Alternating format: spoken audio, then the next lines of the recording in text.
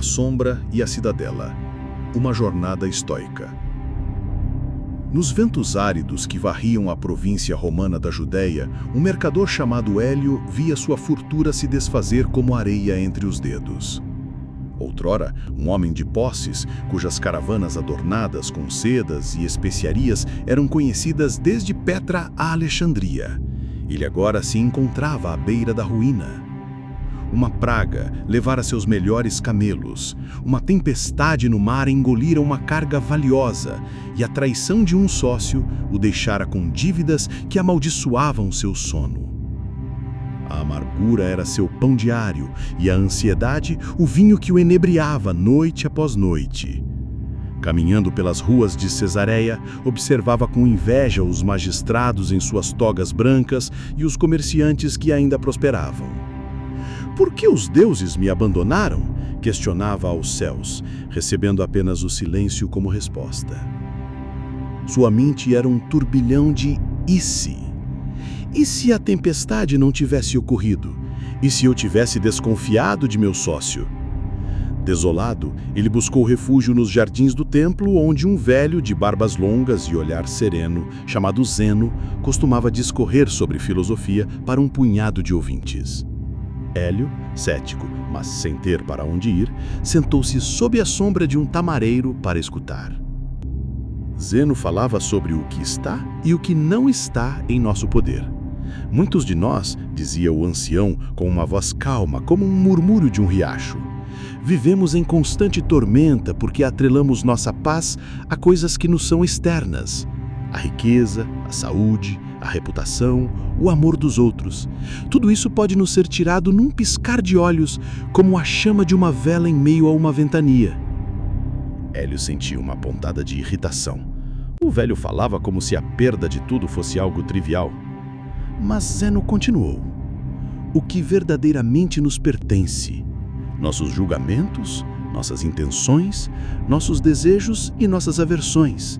Em suma, a nossa capacidade de escolher como responder ao que o destino nos apresenta. Esta é a nossa cidadela interior, a única fortaleza que nenhum infortúnio pode violar. Esta ideia, a dicotomia do controle, fincou raízes na mente de Hélio. Nos dias que se seguiram, ele continuou a ouvir os ensinamentos dizendo: aprendeu sobre viver em acordo com a natureza, não a natureza selvagem das feras, mas a natureza racional do ser humano. Compreendeu que a virtude é o único bem verdadeiro e que as 4 virtudes cardeais, sabedoria, justiça, coragem e temperança, eram os pilares que sustentavam a cidadela interior.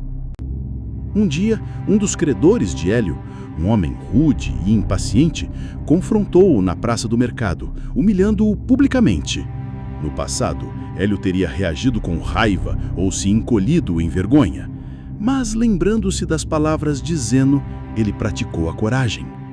Olhou o homem nos olhos, reconheceu a dívida com calma e, em vez de prometer o que não podia cumprir, falou com justiça sobre a sua situação, propondo um plano de pagamento modesto, mas honrado.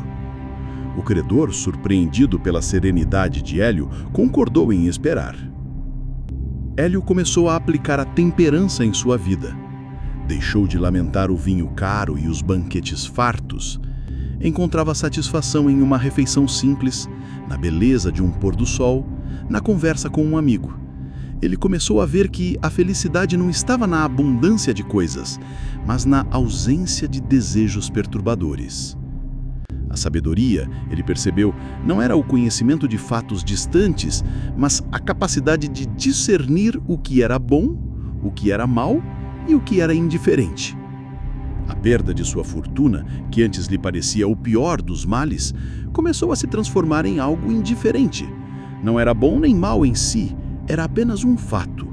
O que importava era como ele escolhia reagir. Ele passou a praticar o que Zeno chamava de premeditatio malorum, a premeditação dos males. Todas as manhãs ele imaginava perder o pouco que lhe restava, a saúde, a liberdade. Ao fazer isso, ele não se tornava um pessimista, mas sim alguém que valorizava o que tinha no presente e que não seria pego de surpresa pela adversidade. Os anos passaram. Hélio não recuperou sua antiga riqueza. Trabalhava agora como escriba, um ofício humilde, mas que lhe garantia o sustento. No entanto, os habitantes de Cesareia notavam uma mudança profunda nele. O homem, antes atormentado pela ansiedade, agora caminhava com uma dignidade tranquila. Seu olhar, antes sombrio, agora era límpido e direto. Ele havia encontrado uma riqueza que nenhuma tempestade poderia afundar e nenhum ladrão poderia roubar.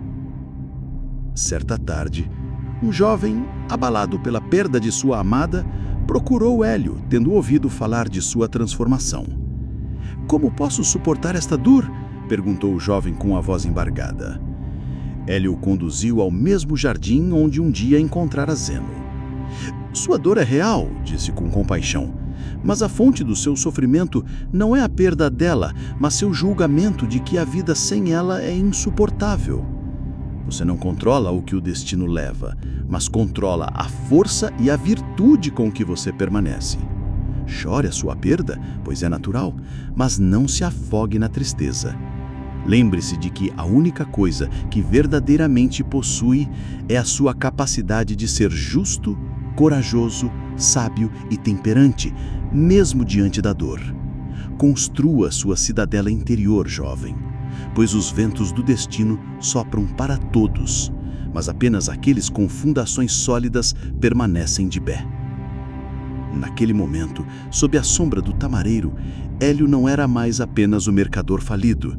Ele se tornara, como seu mestre Zeno, um farol de serenidade, um testemunho vivo de que a verdadeira liberdade não se encontra no controle do mundo exterior, mas no domínio do universo que existe em cada um de nós. Ele havia aprendido a arte de viver, a arte de ser um estoico.